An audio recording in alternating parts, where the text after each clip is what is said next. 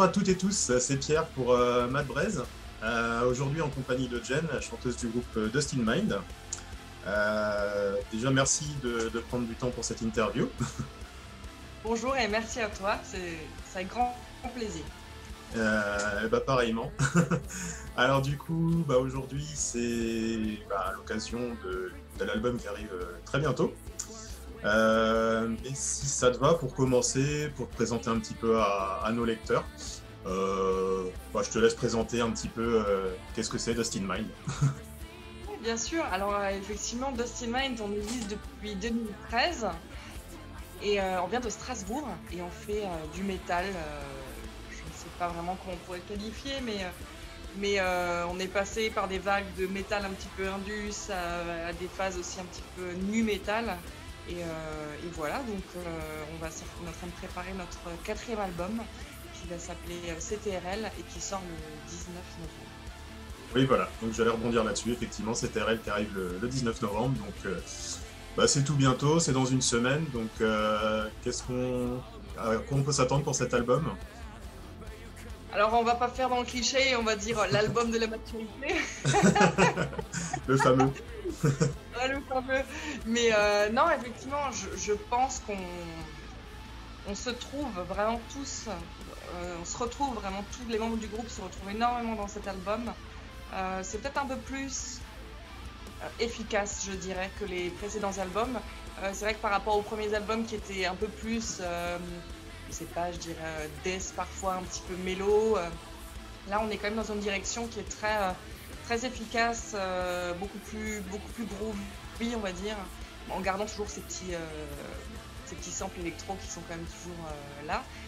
Par contre, il y a quand même pas mal de progression, d'évolution, on va dire, vocale de ma part, mais aussi de la part de Damien, tous les deux, on est vraiment parti sur une palette vocale beaucoup plus large qu'avant. Et du coup, ça rajoute vraiment à notre sens, il y a toujours des choses différentes tout au long de l'album, ça se renouvelle quand même beaucoup plus que dans nos précédents albums. Ok, ça marche. Ouais, c'est quoi, un peu plus de puissance peut-être dans les voix, c'est ça? Exactement, ouais. Ouais. Et même parfois effectivement plus de puissance, mais il y a même des passages où il y a vraiment quasiment juste de la voix, et en fait ça permet juste de casser un peu la routine entre guillemets. Ça marche.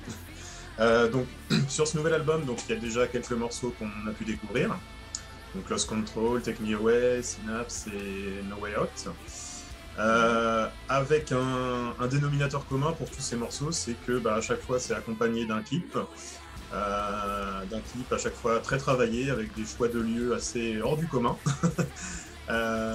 Donc du coup c'était un peu savoir comment ça se passe, les processus de réalisation des clips, comment viennent les idées et comment elles se réalisent.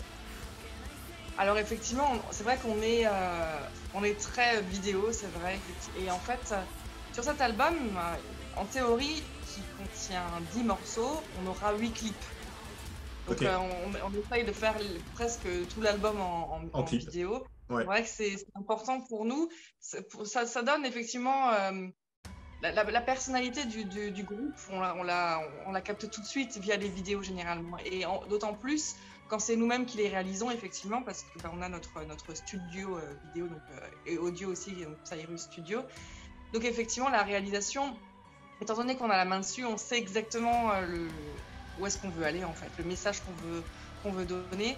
Et c'est vrai qu'en termes de recherche, de lieux, on essaye... on l'a fait, bien sûr, il y a quelques temps, les bâtiments abandonnés, on est tous passés par là, voilà, mais on avait juste envie de changer un petit peu. Et puis, et pour le coup, c'est vraiment mon truc, j'adore chercher des lieux, parcourir Internet et vraiment essayer de trouver des choses différentes. Et puis généralement, ce qu'on fait, c'est que on se book souvent, par exemple, une semaine avec le groupe, et puis on va partir. Et on va se faire un road trip bien prédéfini, limite à l'heure près à chaque fois. Et on va aller dans différents lieux et on va généralement tourner 2 clips. Et c'est généralement comme ça qu'on fonctionne.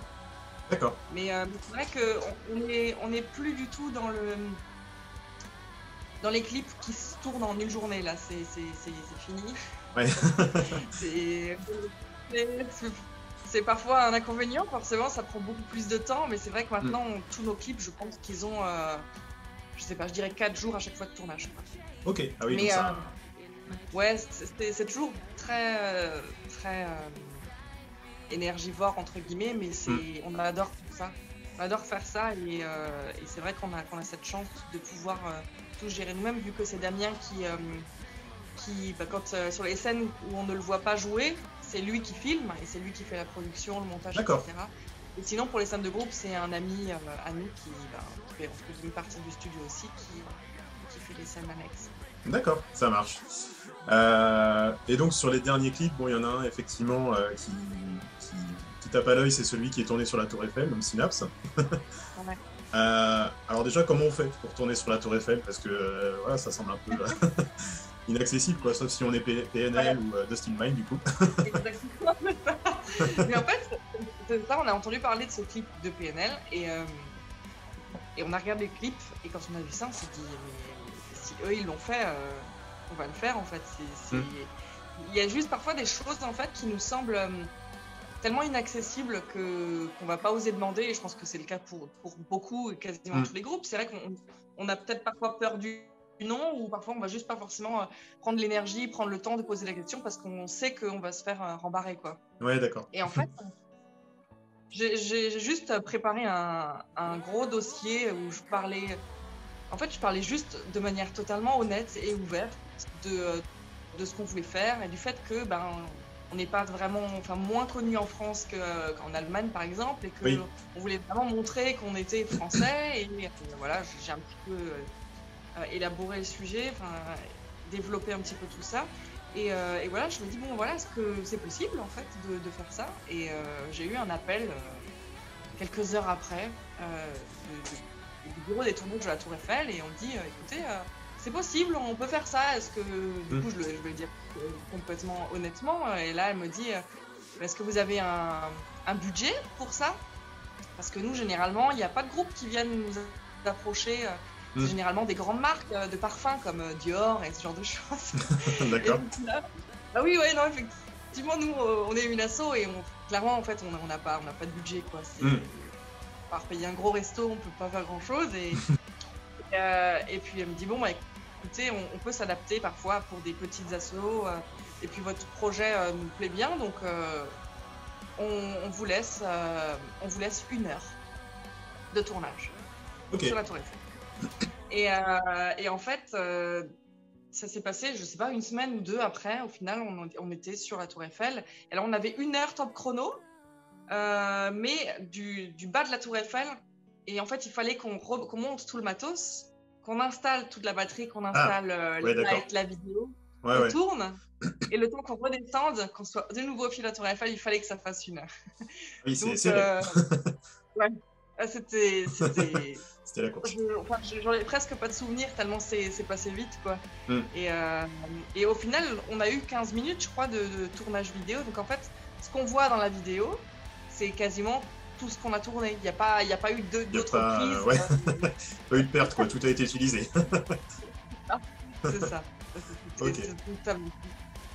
Ça marche. Donc après, j'imagine qu'il y aura d'autres clips qui vont arriver en même temps que la sortie de l'album. Exactement. Avec d'autres lieux incroyables en perspective. Ouais. Pareil, un lieu à Strasbourg, par la cathédrale. Et un autre lieu de Strasbourg qui n'avait pareil jamais été exploité pour de la musique. Et du coup, il y a vraiment il y a plein de choses et c'est super stimulant effectivement de travailler ces vidéos et de chercher des lieux à chaque fois un petit peu originaux. Donc c'est cool. Ok, ça marche.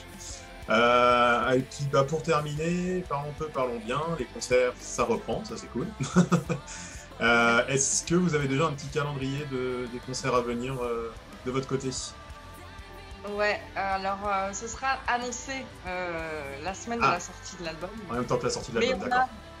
Mais on a une tournée de prévue, notre première tournée à nous, parce que c'est vrai qu'on a toujours fait du support d'autres groupes.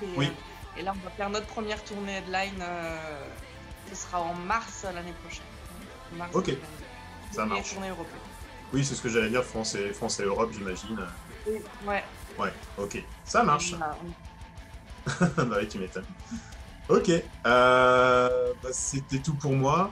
Donc je rappelle que l'album CTRL sort le 19 novembre. C'est bien ça? C'est bien Voilà. ça. Bon, je croise les doigts pour vous, hein. J'espère que ça va bien se passer. Merci. Et puis, on ira découvrir ça la semaine prochaine. Merci en tout cas pour le temps accordé. Avec grand plaisir. Avec Et grand puis, plaisir. On espère tous vous voir en live très bientôt. ouais, voilà, ce sera fait. Ça marche. Allez, merci beaucoup. Bonne soirée. Bonne soirée. Salut.